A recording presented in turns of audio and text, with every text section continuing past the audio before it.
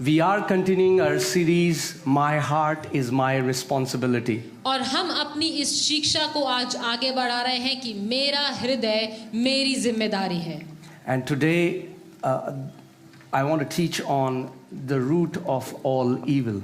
और आज मैं आपको हर एक बुरी बात की जड़ बताने वाला हूँ. And maybe you have never seen it like that. और हो सकता है कि आपने इस बात को कभी इस नजरिए से ना देखा हो. But today let's see what the word has to say to us. लेकिन देखते हैं कि आज परमेश्वर का वचन हमसे क्या बोलना चाहता है. Amen. Amen. I hope you remember to smile at the preacher. और आशा करता हूँ कि आप सबको याद होगा जैसा मैंने कहा था कि प्रचारक को देखकर मुस्कुराएं. Amen. Amen. And you can respond when you hear the word. और जब आप वचन को सुने तो आप वापस रिस्पॉन्ड If it करें. resonates with you, if you hear which you agree, come on, say amen, because that's the pattern we see in heaven. और जैसा कि हम स्वर्ग में देखते हैं वैसा ही मैं चाहूंगा कि आप करें. जब आप किसी बात से सहमत हो तो आप आमेन कहें. Amen? Amen. All right, open your Bibles to James chapter 3 verses 16. We will see from the Amplified Classic Version. याकूब 3:16 हम एम्पलीफाइड अनुवाद से देखेंगे. For wherever there is jealousy and contention, rivalry and selfish ambition, there will also be confusion, unrest, disharmony, rebellion, and all sorts of evil and vile practices. जहाँ कहीं इसीलिए कि जहाँ डाह और विरोध होता है, जहाँ कहीं दुश्मनी और अपने जहाँ विरोध होता है वहाँ बखेड़ा और हर प्रकार का दुष्कर्म भी होता है. So Bible is saying that jealousy becomes the root of every evil work. तो यहाँ बाइबल बता रही है कि जब हम ईर्ष्या रखते हैं या जलन करते हैं वो हर एक दुष्कर्म की जड़ है. And many times we see jealousy as just an emotion. और कई बार हम ये ईर्ष्या रखने को एक भावना की तरह समझते हैं. So we think it's okay if sometimes we are jealous. और हमें लगता है कि ठीक है कभी कभार चलता है अगर हमने कभी जलन रखी तो. But the Bible is saying लेकिन बाइबल हमें यहाँ बताती है that jealousy कि ईर्ष्या रखना becomes the very root. वो जड़ बन जाता है. And you know, jealousy is born from comparison. और आप जानते हैं ये ईर्ष्या रखना या ये जलन करना ये आता है जब हम अपनी तुलना करना शुरू कर देते हैं. When we are not rooted and grounded in our identity in which God made us. जब हम अपनी पहचान में जड़ नहीं पकड़े हुए. So people who live in constant comparison are usually the most miserable people. तो वो लोग जो हमेशा हर समय अपनी तुलना औरों से करते रहते हैं उनका जीवन ज्यादातर बिखरा हुआ होता है. Because you'll always find somebody better than you. क्योंकि आप हमेशा पाएंगे कि आपसे बेहतर कोई ना कोई है. And as long as you're comparing your life to someone who is better, guess what? We'll have jealousy. और जब आप अपने जीवन की तुलना औरों के साथ निरंतर करते रहेंगे तो क्या होगा? आप जलन करने या ईर्ष्या करने लगेंगे. People who live in jealousy usually are very bitter. वो लोग जो जलन में हमेशा जलन रखते हैं और ईर्ष्या करते हैं वो बहुत कड़वे लोग होते हैं. Can I say this, that comparison is a joy stealer? क्या मैं ये कह सकता हूँ कि तुलना करने का मतलब है कि आप आनंद रहित हैं. Because there will always be somebody who has a bigger house, a better salary, a bigger car than you. क्योंकि मैं आपको बता दूं कि ये हमेशा होगा कि आपसे बेहतर कोई ना कोई होगा जिसके पास आपसे बेहतर नौकरी, आपसे बेहतर कार, आपसे बेहतर घर होगा. So the pursuit of our life is not after the bigger and better. तो हमारे जीवन की जो उद्देश्य है वो एक बड़ी कार नहीं है. You know, we are not running after the bigger and better. हम इसके पीछे नहीं भाग रहे कि हमें और ज्यादा बेहतर और ज्यादा बड़ा कुछ मिले. Because that pursuit is never ending. क्योंकि वो उद्देश्य ऐसा है जो कभी खत्म नहीं होता। But the Bible says if we pursue, we have to pursue Him and His kingdom and His righteousness. लेकिन बाइबल बताती है कि यदि हमें किसी बात का पीछा करना है तो वो है परमेश्वर और उसका राज्य और उसका हृदय। Amen? We are pursuing His kingdom. We are pursuing Jesus. We want to know Him more. हम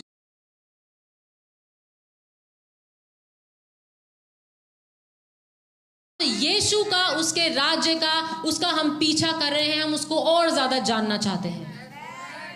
Amen? Amen.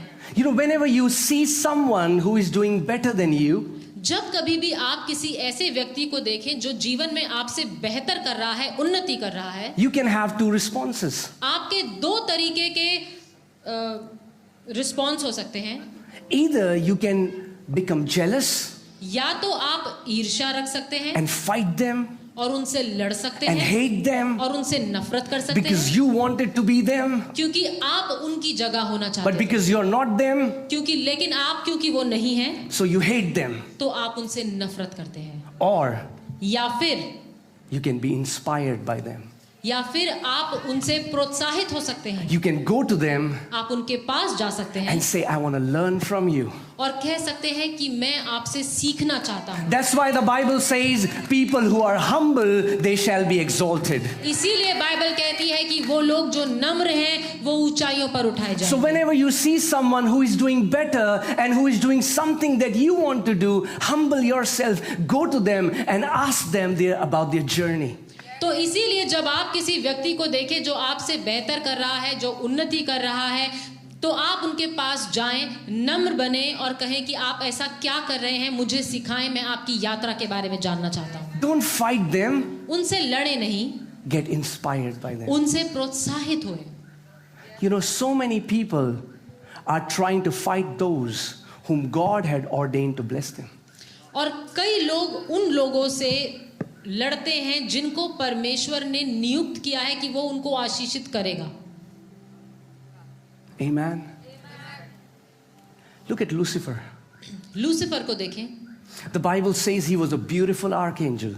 बाइबल बताती है कि वो एक बहुत ही खूबसूरत एक स्वर्गदूत था। God had adorned him with the beautiful precious stones. परमेश्वर ने लूसीफर को खूबसूरत रत्नों से उसको सजाया था, But somehow he was not satisfied in his rank. लेकिन फिर भी कहीं ना कहीं वो इसमें संतुष्ट नहीं था। He was not grateful for the place God had given him. वो उस बात के लिए धन्यवादित नहीं था जो परमेश्वर ने उसको जगह दी थी। What happened in heaven? क्या हुआ स्वर्ग में? Jealousy. ईर्ष्या। He got jealous of God. वो परमेश्वर से जलन रखने लगा, ईर्ष्या करने लगा And he said, I want to be like him. और उसने कहा कि मैं परमेश्वर की तरह बनना चाहता हूँ। And jealousy gave birth to hatred and bitterness. और उस ईर्ष्या ने नफरत को जन्म दिया। And once who was a creation of God became the enemy of God. और वो जो एक समय परमेश्वर की सृष्टि था वो परमेश्वर का दुश्मन बन गया। What if he would have humbled himself and be grateful? क्या होता यदि वो अपने आप को नम्र करता और धन्यवादित होता जो परमेश्वर ने उसको जिस तरीके से रचा था उसके। But see, that's what jealousy does. लेकिन यही है जो ईर्ष्या करती है। If you'll allow jealousy in your heart, यदि आप अपने हृदय में ईर्ष्या को जगह देंगे, you will start hating those who should be your role models. आप उन लोगों से नफरत करने लगेंगे जिन लोगों से आप सीख सकते हैं। Don't fight the hands God has ordained to bless you. उन हाथों से नफरत ना करें, उनसे लड़े ना जिनको परमेश्वर ने आपके जीवन में रखा है कि उनके द्वारा आपको आशीषित कर सके। Look at the story of Abel and Cain. हाबिल और केन की कहानी को देखें। Both brought an offering to God. दोनों परमेश्वर के लिए एक भेंट लेकर आए। The Bible says God received Abel's offering, but God rejected Cain's offering. Bible बताती है कि परमेश्वर ने हाबिल की भेंट को स्वीकार किया और केन की जो भेंट थी उसका इनकार किया। And our Father is not unjust. और हमारा पिता अन्यायी नहीं है। So he told Cain. उसने केन से कहा, He said, Cain, उसने कहा केन, sin is waiting for you at the door. पाप तेरे लिए दरवाजे पर इंतजार कर रहा है, but you should subdue it. लेकिन तू उस पर प्रभुता कर। And Cain, if you will do what is right, will you not be accepted? और केन, यदि तू सही करे तो क्या तू ग्रहण नहीं किया जाएगा? That means there was a right way to offer to God. इसका मतलब ये है कि परमेश्वर को भेंट देने का एक सही तरीका है। What would have happened if Cain would have gone to his brother and said, "Brother, God has received your offering. That means you know how to offer it right. Can you teach me as well?" क्या होता यदि केन हाबिल के पास जाता और कहता कि भाई, परमेश्वर ने तुम्हारी भेंट को स्वीकार किया है, क्या तुम मुझे सिखा सकते हो कि भेंट करने का सही तरीका क्या है? But he got jealous of his brother because his brother was received by God. लेकिन उसने जलन करी, ईर्ष्या करी, क्योंकि परमेश्वर ने हाबिल की भेंट को स्वीकार किया था। And jealousy turned into hatred. और ईर्ष्या नफरत में बदल गई And he killed his brother. और उसने अपने भाई को मार डाला। The very brother who was supposed to be his role model, the very brother who was supposed to be his teacher, he killed him. वही भाई जो उसको सिखा सकता था, जो उसका शिक्षक बन सकता था और उसको भेंट करने का सही तरीका बता सकता था, केन ने हाबिल को मार डाला And became a vagabond. और एक भगौड़ा बन गया। So many people keep running from one church to another.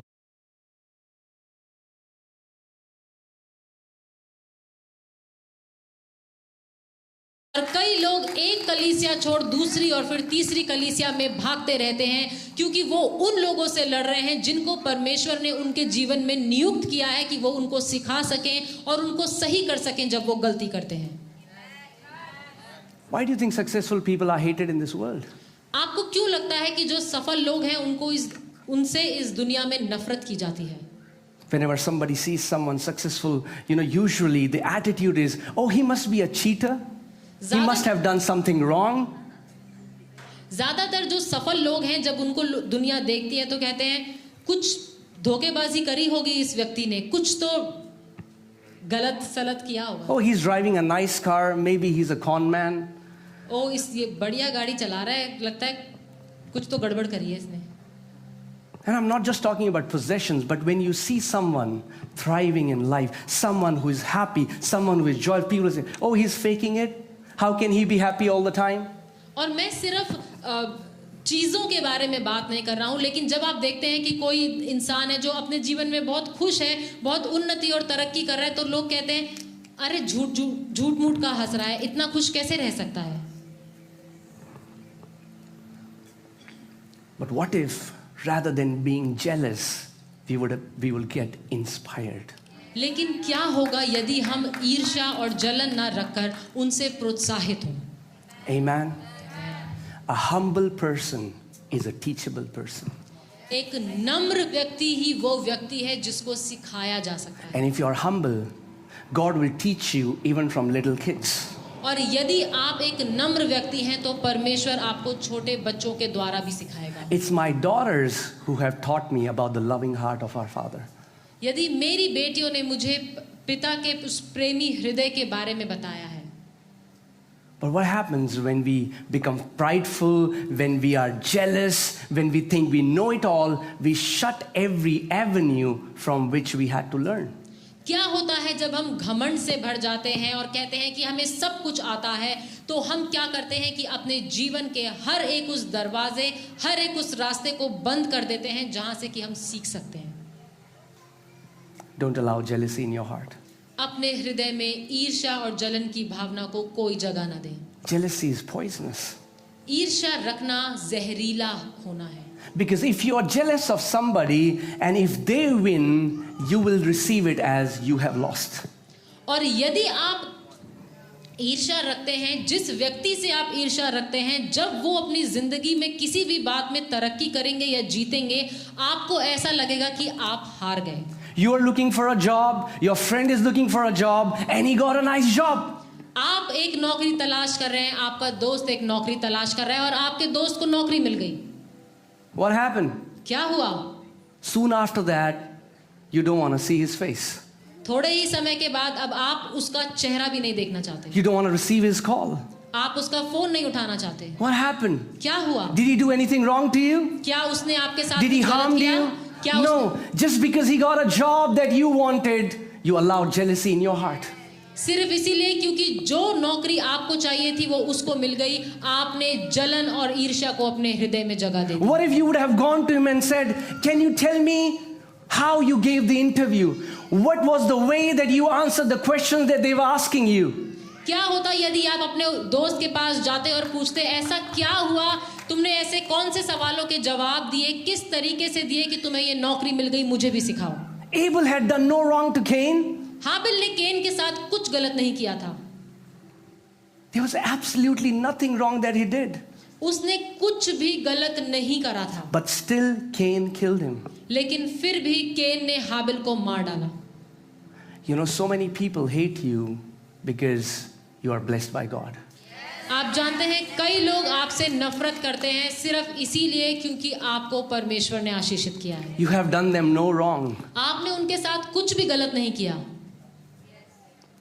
but because they see the blessings of God in your life. लेकिन क्योंकि वो आपके जीवन में परमेश्वर की आशीषों को देखते हैं। So rather than lusting for it, if they would have been learning, they would have received the same. तो बजाय इसके कि वो इन चीजों के लिए जलन रखते लेकिन आपसे सीखते, तो वो भी आज परमेश्वर की आशीषों का फायदा उठाते। Amen? Many times we don't even pay attention to our heart. कई बार हम अपने हृदय की ओर ज्यादा ध्यान भी नहीं लगाते। So many believers, you know, they just want to go out and preach the gospel and heal the sick, and that is powerful. That's our mandate. Jesus has told us to do that.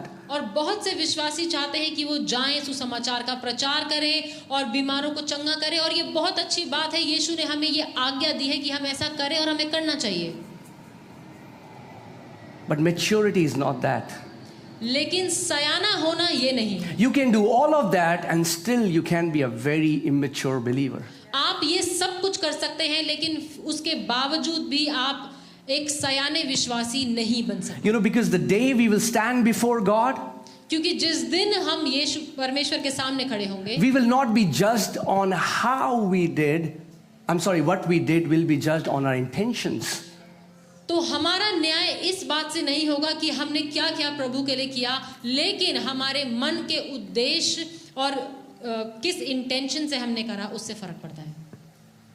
Maturity has to do with how you take care of your heart. सयाना होने का मतलब है कि आप अपने हृदय की जिम्मेदारी, अपने हृदय का ख्याल कैसे रखते हैं। You know, one time in Africa, there was an outbreak of a disease. Africa में एक बार एक बहुत बड़ी महामारी आई। People started getting diarrhea, they were nauseated, and they started dying. और उनकी तबीयत खराब होने लगी, उनको दस्त आने लगे, उल्टियां करने लगे और लोग मरने लगे। So the news went to the city, और ये जो खबर थी ये शहरों तक and they पहुंची, sent a team of experts to find out what's wrong. और उन्होंने एक्सपर्ट्स की एक टीम को भेजा ये जानने के लिए कि क्या हुआ है। After doing research for days, they found out that the water was contaminated. और कई दिनों की छानबीन करने के बाद उन्हें पता चला कि जो वहाँ का पानी है वो खराब है। So they traveled uphill for days and went to the source of that water. और फिर उन्होंने काफी दिनों की लंबी चढ़ाई करी और जो उस पानी का स्रोता था वहां तक पहुंचे। It was a mountain stream. और पहाड़ से उस पानी आ रहा था। And a fat pig got stuck in that hole from where the water was coming out. और एक बड़ा सूअर था जो उस जगह पर अटक गया था जहां से पानी निकल रहा था। That pig died and his flesh was rotten. और वो सूअर वहीं ही मर गया था और उसका पूरा मांस सड़ गया था। And because of that, the entire water was being contaminated. और इसकी वजह से जो सारा पानी था वो दूषित हो गया था। The Bible says in Proverbs 4:23, guard your heart, from out of it flows the issues of life. नीति वचन 4:23 में परमेश्वर का वचन कहता है कि सबसे अधिक अपने मन की रक्षा कर, क्योंकि जीवन का मूल स्रोत वही है। See, that's the difference between religion and kingdom. Religion focuses so much on external. What kind of clothes is this man wearing? What kind of hairstyle he has? What kind of shoes he's wearing? But the Bible says God does not look at the outward appearance. His eyes penetrate and go deeper, and he sees what is hidden in your heart. धर्म में और परमेश्वर के राज्य में यही फर्क है। धर्म हमेशा बाहरी रूप रंग पर जोर डालता है कि इसने कैसे कपड़े पहने हैं, कैसे बाल बनाए हैं, कैसे जूते पहने हैं, लेकिन बाइबल बताती है कि परमेश्वर हमारे हृदय को, हमारे हृदयों के मकसद और उद्देश्यों को जांचता और परखता है। So many believers बहुत have से lost विश्वासी that joy of salvation, and they don't know why.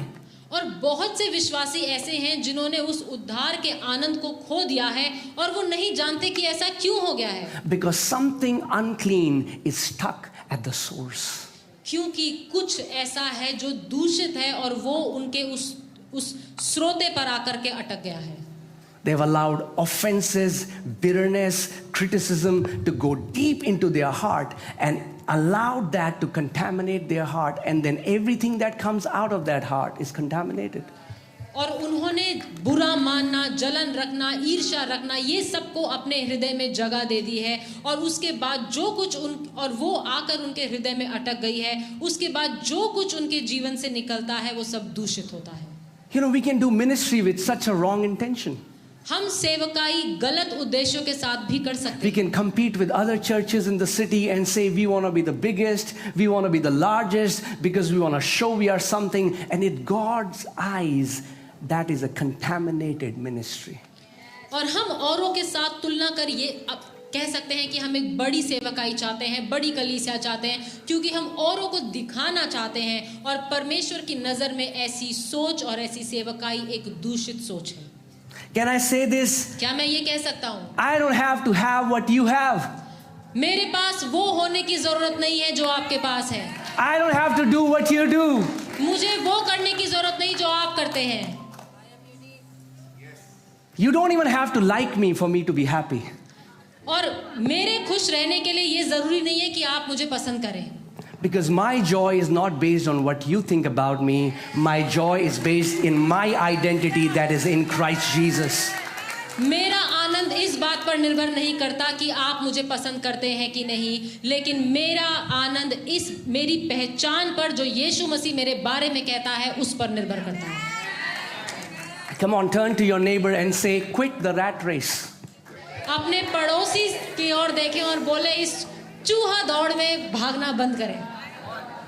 Because if you're in a rat race and you want to be the biggest, you want to be the largest, because you want to show off that you are someone, guess what? Even if you come first, you are still a rat. क्योंकि इस चूहे की दौड़ में मैं आपको बता दूं, यदि आप ये दिखाना चाहते हैं कि आप सबसे बेहतर और सबसे बड़े हैं, और यदि आप जीत भी गए तो भी याद रखिए आप चूहे ही रहेंगे। My identity is secured that I'm loved by my Heavenly Father. मेरी पहचान इस बात में है, इस बात में सुरक्षित है कि परमेश्वर मुझसे बहुत प्रेम करता है। I don't do what I do so that I can get brownie points from God and so that God will love me more. He already loves me with an everlasting love. मैं जो भी कुछ करता हूँ वो इसीलिए नहीं करता कि मैं परमेश्वर को खुश कर सकूं और वो मुझसे और प्रेम कर सके। मैं जानता हूँ कि मैं जैसा भी हूँ परमेश्वर ने मुझसे अनंत से प्रेम किया है। You know, the Bible says that Jesus gave talents to different people according to their ability. यीशु मसीह ने एक दृष्टांत बताया बाइबल में और कहा कि उसने अलग-अलग लोगों को उनकी हैसियत के उनकी काबिलियत के हिसाब से उनको तोड़े दिए। I don't have to be jealous because your ability is more than me. I have to focus on that I want to serve God with all of my ability. मुझे आपकी काबिलियत देखकर ईर्ष्या या जलन नहीं रखनी, लेकिन मुझे ये देखना है कि जो मेरी काबिलियत है, जो मुझे दिया गया है, मैं अपने उस पूरे मन और अपने पूरे जीवन से उसकी सेवा कर सकूं। If my father gave me one talent, then I'll be faithful in that one talent. यदि मेरा पिता मुझे एक तोड़ा देता है तो मैं अपने उस एक तोड़े में पूरा विश्वासी If हूँ। my father has given me 5 talent, then I'll be faithful in 5 talent. यदि परमेश्वर ने मुझे 5 तोड़े दिए हैं तो मैं उन 5 तोड़ों में विश्वास योग्य रहूंगा। But guess what? लेकिन सोचिए क्या, If you look at someone else who got 10 talent and you got jealous, you will do nothing with the talent that God gave you. यदि आप देखें कि परमेश्वर ने किसी को 10 तोड़े दिए हैं और आपको 5 और आप उस 10 तोड़े वाले व्यक्ति से जलन करने लगे तो सोचिए क्या होगा, आप अपने उन 5 तोड़ों का भी कुछ नहीं कर पाएंगे। Oh God, I want to do ministry, but I just have 20 people. It's been 10 years. So what? Love those 20 people with all your heart. Build them up. Equip them in Christ. Because Bible says he who is faithful in least, Hallelujah. he will be given much. आप कहेंगे कि प्रभु 10 साल हो गए और मेरे पास सिर्फ 20 ही लोग हैं, तो मैं कहूंगा तो क्या आप उन 20 लोगों से बेइंतहा प्यार करें, उनको सिखाएं, उनको सशक्त बनाएं, क्योंकि बाइबल बताती है जो कोई थोड़े में विश्वास योग्य है वो ज्यादा में भी विश्वास योग्य रहेगा। Amen. Amen. Can I say this, that your Father has kept an inheritance for you which has your name written in it. और क्या मैं आपसे ये कह सकता हूँ कि आपके पिता ने आप सबके लिए एक मिरास रखी है जो, और वो खास तौर आपके लिए रखी है और उसमें आपका नाम लिखा है। So rather than getting jealous when somebody else gets blessed, God didn't take it from your inheritance and gave it to him.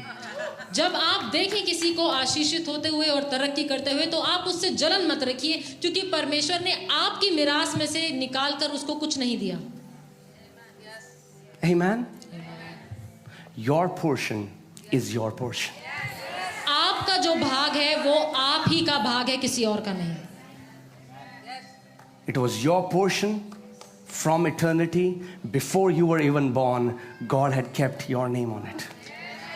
अनंत से भी पहले, जब आप रचे भी नहीं गए थे, उससे पहले परमेश्वर ने आपके लिए एक भाग रखा था और वो आप ही का है। Amen. You know, the Bible says that we are his family. Ephesians chapter 3 says that God has a family in heaven and God has a family on earth. इफिसियों 3 में बाइबल बताती है कि परमेश्वर का एक परिवार है स्वर्ग में और परमेश्वर का एक परिवार है पृथ्वी पे और हम उसका परिवार है। What happens if one of your family member does amazing? क्या होता है जब आपके परिवार में कोई भी एक व्यक्ति खूब तरक्की करे या कुछ बहुत अच्छा या अद्भुत करे? Wins a gold medal, कोई gold becomes a medal champion in some field. किसी भी क्षेत्र में बहुत तरक्की करे, The entire family is so proud. The entire family rejoices. जब कोई एक व्यक्ति उन्नति करता है तो पूरा परिवार उसके साथ खुशी मनाता और आनंद करता और बहुत घमंड करता है। If we really say that we are his family, then why do we get jealous when we see our brothers and sisters thriving? जब हम कहते हैं कि हम एक परिवार हैं तो क्यों हम जलन रखते हैं जब अपने ही भाई और बहन को तरक्की करते हुए देखते हैं? Why don't we rejoice and we say, thank you, Father, for blessing my brother. Thank you, Father, for blessing my sister. क्यों ना हम परमेश्वर का धन्यवाद करते हैं कि प्रभु तेरा धन्यवाद हो कि तूने मेरे भाई को, मेरी बहन को आशीषित किया है। Amen.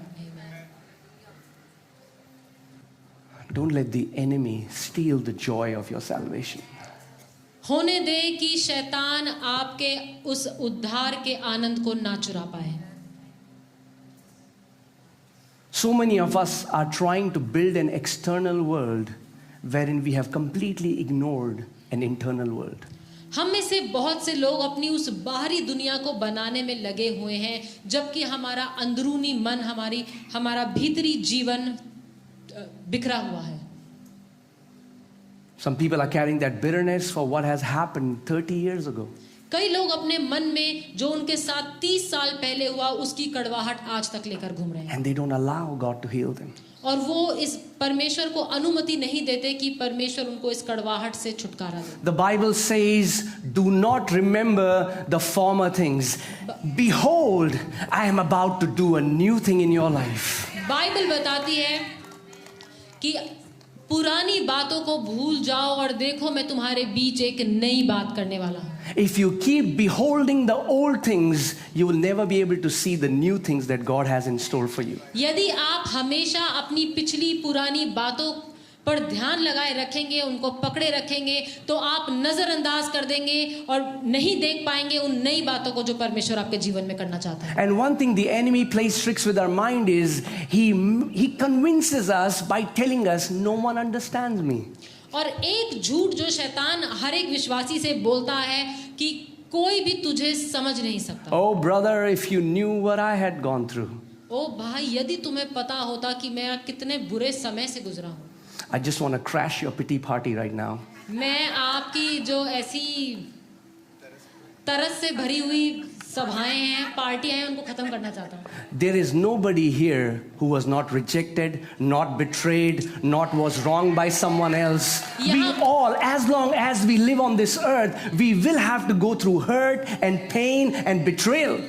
यहाँ पर बैठा ऐसा व्यक्ति कोई भी नहीं है जिसने कभी धोखा ना खाया हो, जिसके बारे में लोगों ने कुछ गलत ना कहा हो। और मैं आपको बता दूं, जब तक हम इस दुनिया में हैं, ठोकरें लगेंगी, दिल दुखेगा, लोग धोखा देंगे। Amen? If you say, no, I want a perfect environment, then wait, Elon Musk is maybe trying to colonize Mars. So you can go there where there are no people, because as long as you're in the midst of people, there will be hurt, there will be betrayal, people will do bad things against us. यदि आप चाहते हैं कि आपको बिल्कुल एक ऐसी जगह मिल जाए जहां पर ये सब ना हो, तो ऐसा नहीं हो सकता। जब तक लोग हैं, जब तक आप लोगों से घिरे हुए हैं, दिल दुखेगा, बुरा मानेंगे और धोखा खाएंगे, ये सब चीजें होंगी। या फिर मंगल ग्रह में चले जाओ। या और either go to Mars. Right? But it is in those situations God teaches us to love like Him. लेकिन ऐसी ही परिस्थितियों में परमेश्वर हमें सिखाता है प्रेम करना। You know, we all say, oh Jesus, I want to love like you. हम सब प्रार्थना करते हैं कि ओ यीशु, मैं तेरी तरह प्रेम करना चाहता हूँ। Dangerous prayer. खतरनाक प्रार्थना है। Amen? Dangerous prayer. खतरनाक प्रार्थना है। Because guess what? क्योंकि सोचिए क्या, He will give you many opportunities to be like Him. क्योंकि वो आपको ऐसे बहुत से मौके देगा कि आप उसकी तरह प्यार कर सकें। And then He would say, son, daughter, you said you want to be like me. Come on, I live in you and you can do all things through me. So now forgive that person. Let it go. Bless those who persecute you. Bless your enemies. Do not return evil for evil. Do good for evil. और प्रभु कहे, जब आपको ऐसे मौके देगा, वो कहेगा मैं तुम्हारे अंदर रहता हूँ, तुम अपने दुश्मनों से, अपने बैरियों से प्रेम करो, उनको श्रापित ना करो पर उनको आशीषित करो, उनके साथ बुरा मत करो पर उनके साथ अच्छा करो, वैसा ही प्रेम करो जैसा मैंने सबसे किया, माफ करो। We cannot learn to love in perfect environment. हम प्रेम करना तब नहीं सीख सकते जब सब कुछ हमारे आसपास सिद्ध है और सही चल रहा है। Right? So what happens? Young people watch a lot of Hollywood, Bollywood movies, and they see all the date nights and all the amazing things, and they're like, wow, we want to get married. और जवान लोग बहुत सी फिल्में देखते हैं और वो देखते हैं कि कैसे पेड़ों के आगे पीछे नाच रहे हैं, तो उनको लगता है कि शादी कर लेंगे तो सब बढ़िया हो जाएगा। But what happens behind the scenes, they don't show you. लेकिन पर्दे के पीछे की कहानी वो नहीं बताते। So you are so amazed, you're on cloud number 9, and then you get married. और आपके तो पैर जमीन पर है ही नहीं, आप चाहते हैं कि बस हमारी शादी हो जाए। And then you say, oh, my wife is a cow. और फिर आप कहते हैं मेरी बीवी तो बिल्कुल गाय है। And then at night 2 horns come out. लेकिन रात में उसके 2 सींग निकल आते हैं। And vice versa, okay? Or the husband has the horn. Yeah, I see some women are like, you wait, pastor. We want to talk to you after the meeting. कुछ बहनें यहाँ कह रही हैं, अरे भाई आपको पता नहीं है, यहाँ उल्टा है, यहाँ पति के निकल आते हैं, आपको बताएंगे बाद में।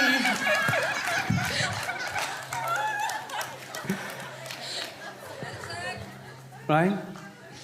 I think marriage is the perfect way, the perfect training school where God designed that school to teach us to love like Him. आप जानते हैं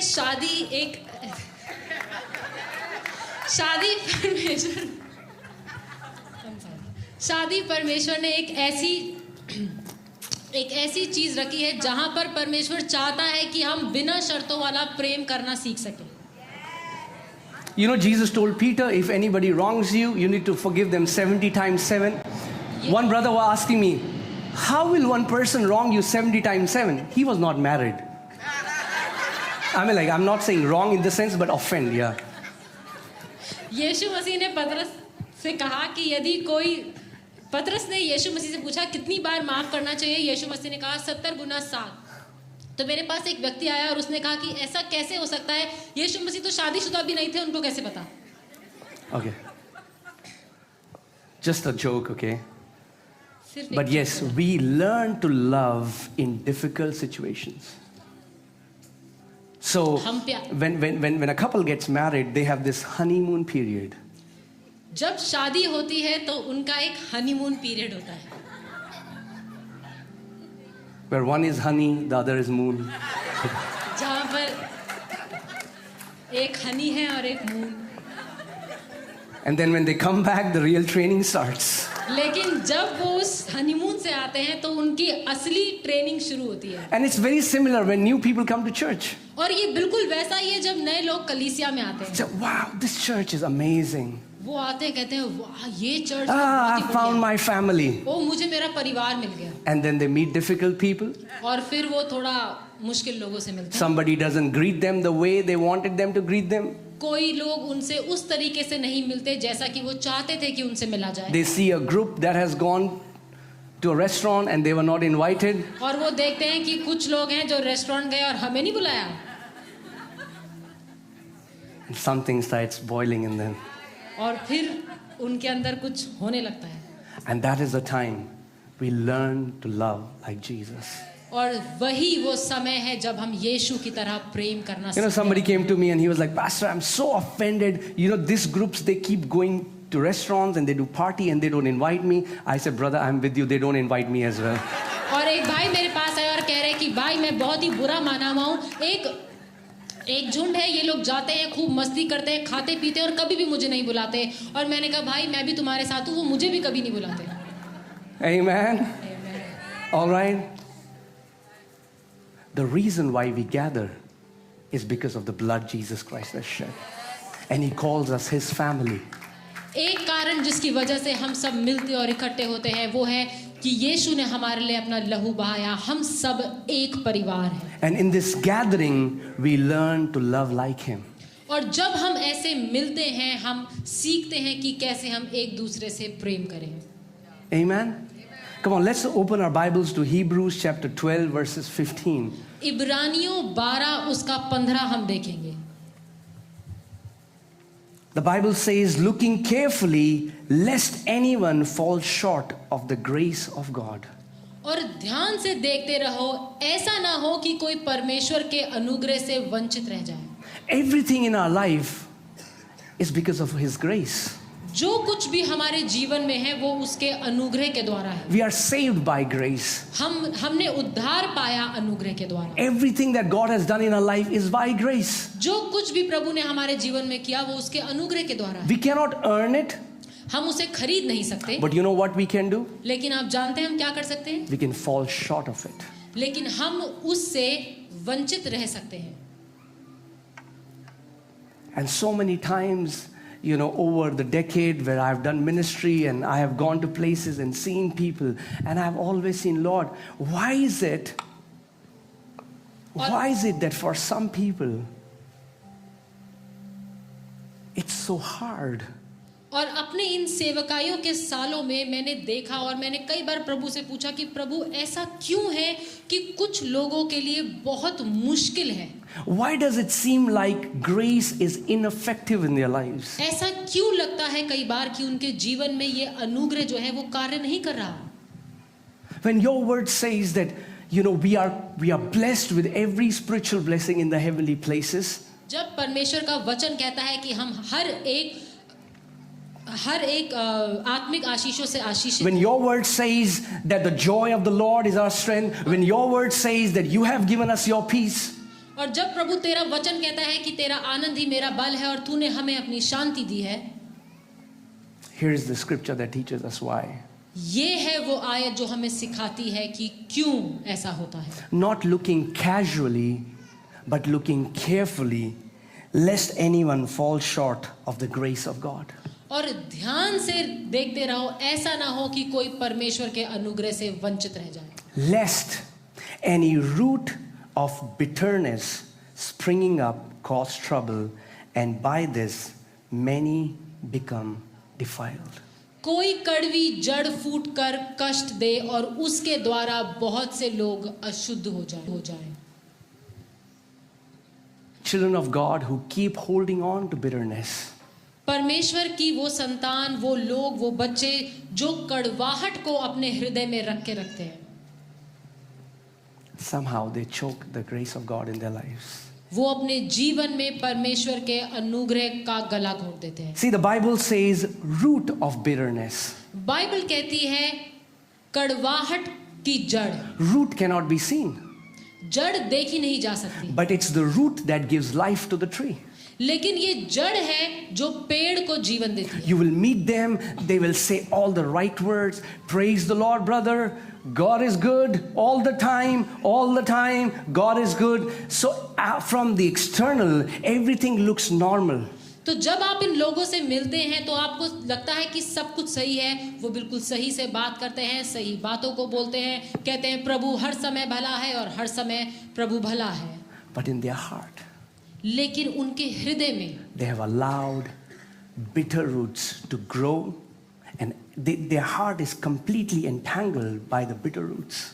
लेकिन उनके हृदय में उन्होंने इतनी कड़वाहट को भरा हुआ है कि कड़वाहट ने उनके हृदय में जड़ पकड़ ली है। And because of that, as long as there is a bitter root, see to it that there will be a bitter fruit.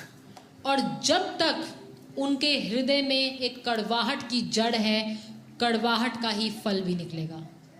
They can pray, they can fast, they can do all things, but if they don't do a self-inventory check and see if they don't uproot that bitterness, they will never understand why the grace of God is choked in their life. और वो कितना ही प्रार्थना उपवास ना कर ले, लेकिन जब तक वो खुद अपने हृदय में नहीं देखेंगे और कि कैसे उनके हृदय में इतनी कड़वाहट भरी है और वो उसके लिए कुछ ना करें, तो उनको नहीं समझ में आएगा कि क्यों परमेश्वर का अनुग्रह उनके जीवन में कार्य नहीं कर रहा। You know, Sadducees and Pharisees were the most religious people. सदूकी और फरीसी सबसे ज्यादा धार्मिक लोग थे।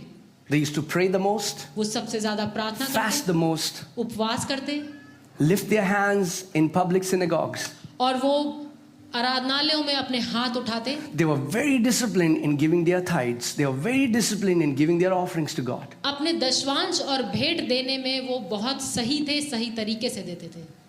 But still their heart was filled with envy and jealousy and bitterness. लेकिन फिर भी उनके हृदयों में ईर्ष्या भावना और कड़वाहट थी। And when Jesus looked at their heart, he said, "You are of your father the devil." और जब यीशु ने उनको देखा तो उन्होंने कहा कि तुम अपने पिता के हो जो कि शैतान है। Many times we focus so much on, and I'm all for fasting and praying, but if that is not flowing from a pure heart, even the fasting is defiled, even the praying is defiled, even our leading the church is defiled. Anything that comes from a contaminated source is contaminated. और मैं प्रार्थना और उपवास के खिलाफ नहीं, ये बहुत अच्छी बात है, लेकिन यदि प्रार्थना और उपवास एक सही उद्देश्य, सही मकसद के साथ ना किया जाए तो जो कुछ भी हम कर रहे हैं वो सब कुछ परमेश्वर के सामने दूषित है। Thank you for this pin drop silence. इतनी शांति के लिए धन्यवाद। Amen. Well, I would believe that Lord is doing something in our heart. और मैं विश्वास कर रहा हूं कि प्रभु हमारे हृदयों में कुछ कर रहा है। See, a root takes time. The seed has to go deeper, and it takes time for the root to grow. एक बीज को अंदर जाकर और जड़ पकड़ने में समय लगता है। It's the same with bitterness. ऐसा ही कड़वाहट के साथ भी है। You know what is the amazing thing? आप जानते हैं अद्भुत बात क्या है? That the word of God is also seed. कि परमेश्वर का वचन भी एक बीज है। If we allow the word of God, which is the seed of God, to go deeper and that seed takes root, guess what? It is going to uproot every other seed. यदि हम परमेश्वर के वचन को ये अनुमति दें कि वो हमारे भीतर जाए और जड़ पकड़ ले, तो वो हर एक उस बात को जो दूषित है वो उसको निकाल फेंकेगी। Amen?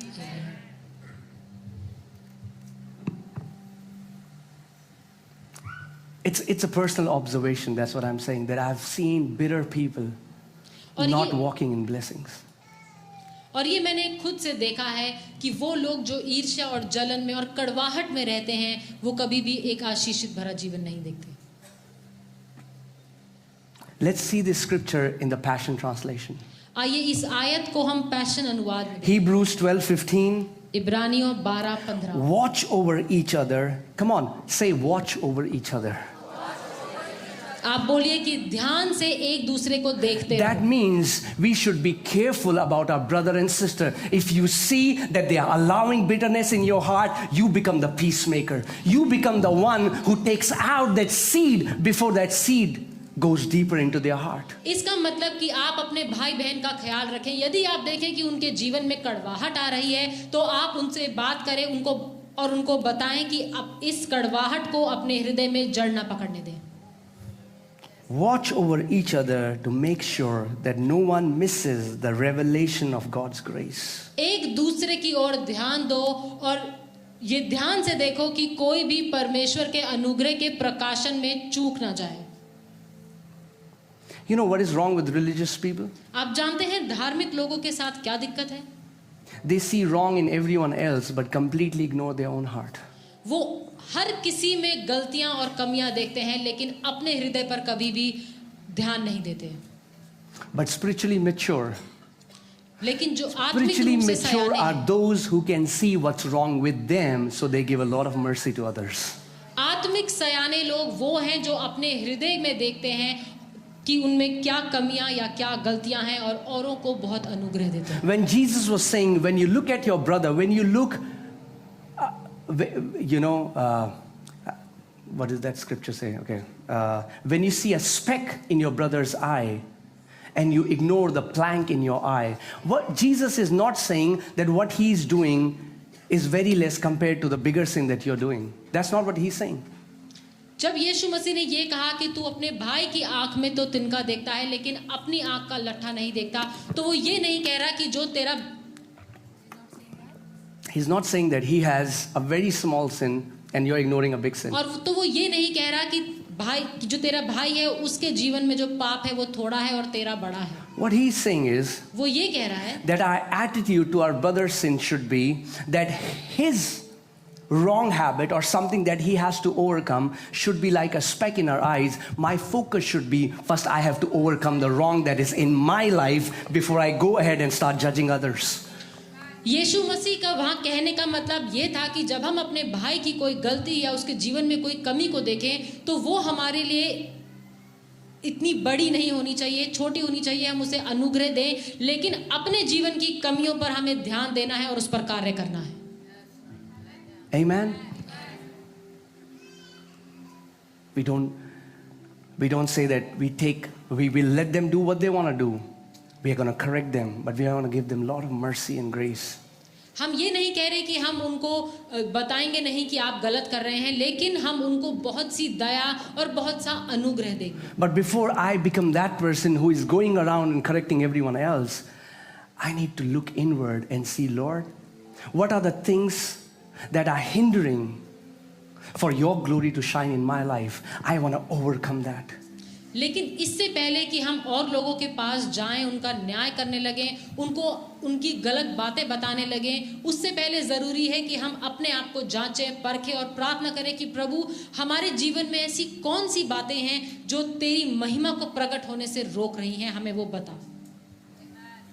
And make sure no one lives with a root of bitterness sprouting within them. Where does bitterness sprout? Within, in the heart.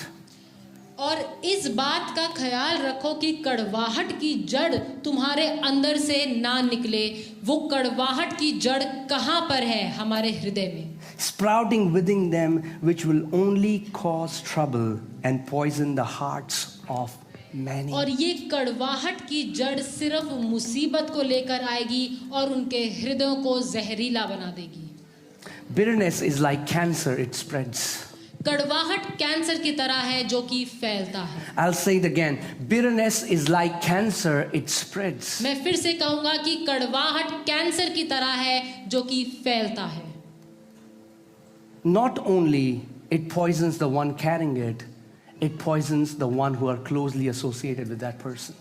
वो सिर्फ एक व्यक्ति को दूषित नहीं करता, लेकिन आसपास झुंड में जितने लोग हैं उन सबको भी दूषित कर देता है। Be very careful who are in your company. ध्यान दें कि आप जिनके साथ उठते बैठते हैं वो कौन लोग हैं। If you sit in a company, those who are bitter and they gossip and they always are talking bad about someone else, guess what? That bitterness is going to spill on you, and that person who was poisonous has now poisoned you. यदि आप ऐसे लोगों के साथ उठते बैठते हैं जो हमेशा बेकार की बातें करते हैं, दूसरों के बारे में बुरा भला कहते हैं, ईर्ष्या रखते हैं, तो मैं आपको बता दूं कि वो अपनी जो उनकी कड़वाहट का जहर है वो आप पर उगल रहे हैं और आप भी जल्द वैसे ही दूषित हो जाएंगे। And the enemy loves such people in church, and he uses them as a tool to rip apart his house. और शैतान ऐसे लोगों को बहुत पसंद करता है और वो ऐसे लोगों का इस्तेमाल करता है कि परमेश्वर की कलीसिया को, उसके परिवार को बिखेर दे। Be careful. ध्यान दें। If you're around bitter people, यदि आप कड़वाहट से भरे लोगों के साथ हैं, set a strong boundary before that poison spills on you. तो आप उनके साथ एक दूरी बना लें इससे पहले कि वो कड़वाहट का जहर आपके जीवन में आए। As you associate with people who are passionate and burning for Jesus and people who are walking with pure heart, guess what? You're going to catch the same spirit. जब आप ऐसे लोगों के साथ संगति करने लगे जो परमेश्वर से प्यार करते हैं, उसके लिए दीवाने हैं, जिनका हृदय शुद्ध है, तो सोचिए क्या होगा कि आप भी वैसे ही बन जाएंगे।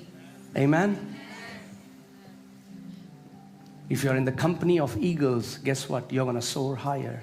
यदि आप उकाब के साथ संगति करते हैं तो आप एक उकाब के नाए ऊंचा उड़ेंगे। But if you're with chickens, लेकिन यदि आप चूजों के साथ हैं, Mr. Sanders is looking for you. Okay. Right? That's why the Bible says a righteous should choose his friends wisely. इसीलिए बाइबल बताती है कि एक धर्मी जन को अपने दोस्त बहुत सोच समझकर चुनने चाहिए। Oh, actually that person had nobody to accompany, so I wanted to hear what they have to say. And then you let your guards down, and then they transferred their mark of offense into your eyes, and the brother who has done you no wrong, now you start looking at them because you have now allowed poison to come in your heart. और आप कहते हैं अरे भाई उसके पास कोई था नहीं बात करने के लिए, तो मैं सिर्फ सुनने के लिए गया था। लेकिन जब आप सुनने लगते हैं तो वो अपनी कड़वाहट का जहर आपके जीवन में उगलने लगते हैं, और फिर आप और जिसकी चुगली उन्होंने आपसे करी होती है, उसने आपके साथ कुछ बुरा नहीं करा, लेकिन जब आप उस व्यक्ति को देखते हैं तो आप उसको उसी व्यक्ति की नज़र से देखने लगते हैं। Amen? Do you know, as a pastor, I can see who your circle is. एक पासवान होने के नाते मैं आपको देखकर बता सकता हूं कि आप कैसे लोगों के साथ उठते बैठते हैं। Because offended gather together.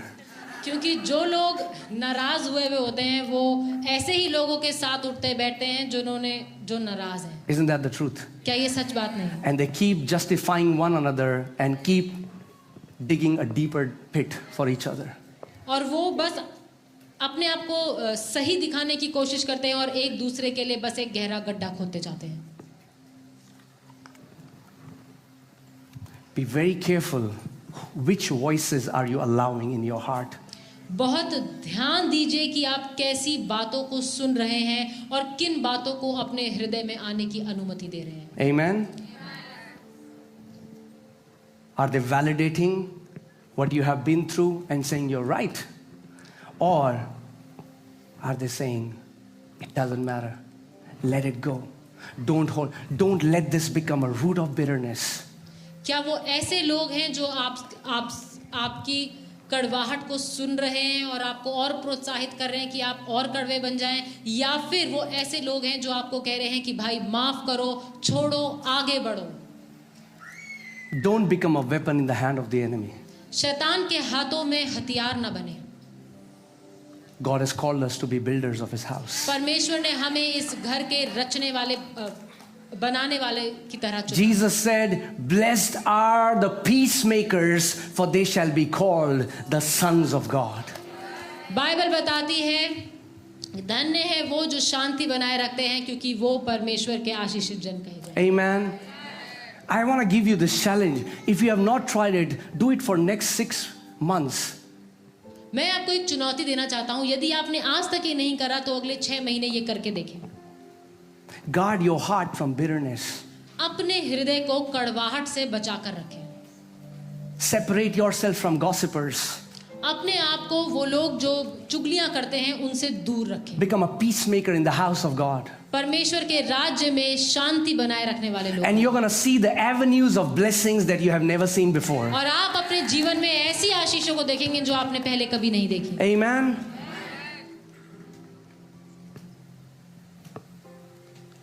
And let's be grateful for what God has given us. Let's be faithful.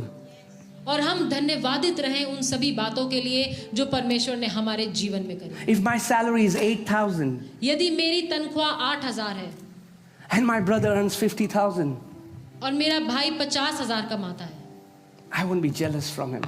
मैं उससे जलन नहीं रखूंगा, But I'm going to thank God for what He has put in my hand. लेकिन मैं परमेश्वर का धन्यवाद करूंगा उसके लिए जो उसने मेरे हाथ में रखा है। You know why? जानते हैं क्यों? Because little in a grateful heart multiplies. क्योंकि थोड़ा भी, जो थोड़ा बहुत भी होता है और वो ऐसे व्यक्ति के पास हो जो धन्यवादित है, तो वो उसके जीवन में और बढ़ेगा। The Bible says 10,000 people were hungry. Bible बताती है 10,000 लोग भूखे थे, And all Jesus had was 5 loaves and 2 fishes. लेकिन यीशु मसीह के पास सिर्फ 5 रोटी और 2 मछलियां। He didn't grumble, he didn't complain. उसने कोई चुगली नहीं करी, कोई कुड़कुड़ाया नहीं। There are so many believers, they're always grumbling. We don't have enough. My salary is not enough. Have you ever given thanks to God because He has given you a job? कुछ विश्वासी ऐसे हैं जो हर समय कुड़कुड़ाते रहते हैं, चिढ़ते रहते हैं कि हमारी तनख्वाह तो बस इतनी है, इसमें तो हमारा कुछ नहीं होता। लेकिन मैं आपसे कहूंगा, क्या आप धन्यवादित हैं कि आपके पास एक नौकरी है? Jesus is our role model. You know what He did? He took that little which was insignificant for 10,000 people. यीशु मसीह ने वो थोड़ा जो उसके पास था, वो 5 रोटी और 2 मछली, और वो उसके लिए धन्यवादित। How can 5 loaves and 2 fishes feed 10,000 people? कैसे 5 रोटी और 2 मछली 10,000 लोगों को खाना खिला सकती है? But you know what Jesus said? लेकिन जानते हैं यीशु मसीह ने तब क्या कहा? He thanked God for the little. उसने यीशु का धन्यवाद किया उस थोड़े के लिए। And what happened? और फिर क्या हुआ? It started to multiply. वो बढ़ने लगा। My first salary was 2,500 rupees. मेरी पहली तनख्वाह 2,500 रुपए थी, But I found the secret from the word. लेकिन मैंने परमेश्वर के वचन से ये भेद की बात जान ली, And I would spend time being grateful for my salary. और मैंने परमेश्वर का धन्यवाद करना शुरू किया उस थोड़ी तनख्वाह के लिए। You know what gratitude did? आप जानते हैं उस धन्यवादित दिल ने क्या किया? It opened the door of breakthrough in my life, and my salary started to grow exponentially. और उसने मेरे जीवन में आशीषों के वो दरवाजे खोल दिए और मेरी तनख्वाह बहुत बढ़ती चली गई। Amen. So let's learn to be thankful for what God has placed in our hand. तो आइए हम लोग धन्यवादित रहें जो कुछ परमेश्वर ने हमारे हाथ में, हमारे जीवन में रखा है उसको। And Jesus said in Luke 16, if we are faithful in the little that we have, guess what? It is going to grow. और लूका 16 में यीशु मसीह ने कहा कि यदि हम उस थोड़े के लिए धन्यवादित हैं जो परमेश्वर ने हमारे लिए हमारे पास रखा है, तो हमें और मिलेगा। He who is faithful in little will also be faithful in much. वो जो थोड़े में विश्वास योग्य है, वो ज्यादा में भी विश्वास योग्य रहेगा। Little is not God's will for you. Little is when you are tested. When you have little, you are tested in the little. आप परमेश्वर की इच्छा आपके लिए थोड़ा नहीं है, थोड़ा आपको तब दिया जाता है जब आपको परखा जाता है। Amen? Amen? Come on, let's make a commitment that we will never live in comparison. आइए हम लोग अपने आप से एक वादा करें कि हम कभी भी तुलना नहीं करेंगे।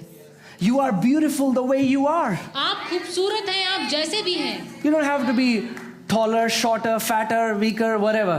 आपको लंबा, मोटा, चौड़ा, छोटा होने की जरूरत नहीं है। Let's become secure that I am beautiful whom my heavenly Father made me. आप इस बात में जड़ पकड़ लें, संतुष्ट हो जाएं कि जैसा मुझे परमेश्वर ने बनाया है मैं खूबसूरत हूँ, I am unique. मैं अलग हूँ। I will not let enemy steal my joy because I see somebody else. मैं शैतान को अपना आनंद चुराने नहीं दूंगा सिर्फ इसीलिए क्योंकि मैं अपने आप से बेहतर किसी और को देखता हूं। And if I see a brother and sister of mine, they are thriving, I'm going to humble myself. I'm going to go to them and say, can you teach me? Can you teach me? Because I want to learn to walk like you. You know, we need examples in this life. और जब हम अपने किसी भाई और बहन को उनके जीवन में उन्नति करते हुए देखें तो हम उनसे जलन ना खाएं, लेकिन अपने आप को नम्र करके उनके पास जाएं और उनसे कहें कि हमें सिखाओ कि तुमने ऐसा क्या किया ताकि हम भी अपने जीवन में तरक्की कर सकें। Amen. Usually the people who say, I only follow Jesus.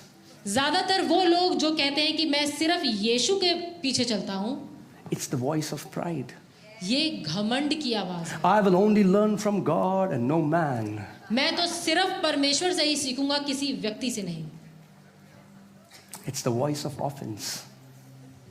Because God has appointed apostle, pastor, teacher, evangelist in the body of Christ. God has kept his people in the body. ये घमंड की आवाज है क्योंकि परमेश्वर ने अपनी कलीसिया में प्रेरितों, भविष्यद्वक्ताओं, शिक्षकों, पासवानों और प्रचारकों को रखा है जिनसे कि हम सीख सकते हैं। परमेश्वर ने लोगों को रखा ताकि हम उनके जीवन से सीख सकें। Amen. We are disciples, हम चेले हैं, which means a learner. जिसका मतलब है वो जो सीखते रहते हैं। We have not arrived. हम अभी तक अपने गंतव्य स्थान पर नहीं पहुंचे। Till our last breath we would be learning. अपनी आखिरी सांस तक हम सीखते And not रहेंगे। only that, the book of Ephesians says that it will take us eons, billions upon billions of years to even comprehend the grace of God. और इफिसियों की पत्री हमें बताती है कि हमें सैकड़ों और सैकड़ों साल लग जाएंगे यीशु के अनुग्रह को जानने में। Amen. Amen. See all the champions that you see in the world. दुनिया A में gold medalist, a champion in any field, they all have a coach. दुनिया में किसी भी सफल व्यक्ति को देख लें, आप देखेंगे कोई ऐसा जिसको गोल्ड मेडल मिला हो, उन सब का कोई ना कोई शिक्षक होता है। It's only with humility exaltation will come. सिर्फ नम्रता है जिसके द्वारा आप ऊंचाइयों You know, पर when तरक्की Sachin को पाते हैं। Tendulkar was in the team, the example would be relevant because so many people watch cricket. When he is the world's greatest batsman. आप जानते हैं सचिन तेंदुलकर को, जो कि इस दुनिया के एक बहुत ही अच्छे बल्लेबाज हैं। He's known as number one batsman. और उनको नंबर 1 बल्लेबाज कहा जाता है। But when he was in the team, he submitted himself to the coach and received instructions. लेकिन जब वो टीम में थे तो उन्होंने अपने आप को नम्र करा और अपने शिक्षक से उन्होंने सीखा। He didn't say to his coach, what do you know? You have not even scored half of what I have scored. उन्होंने ये नहीं कहा कि तुम मुझे क्या बताओगे, जितने रन मैंने मारे उसके आधे भी तुमने नहीं मारे। Come on, let's today come before our Father and say, Lord, just uproot, Holy Spirit, uproot every root of bitterness. And Lord, we want to walk in humility, honoring one another, learning from one another. और आइए हम लोग आज परमेश्वर के सामने पूरी नम्रता से बोलें कि परमेश्वर, हम अपने मनों में, अपने हृदयों में कोई कड़वाहट नहीं चाहते, एक दूसरे से प्रेम करना चाहते हैं, एक दूसरे का आदर करना चाहते हैं और नम्रता में चलना चाहते हैं। Amen.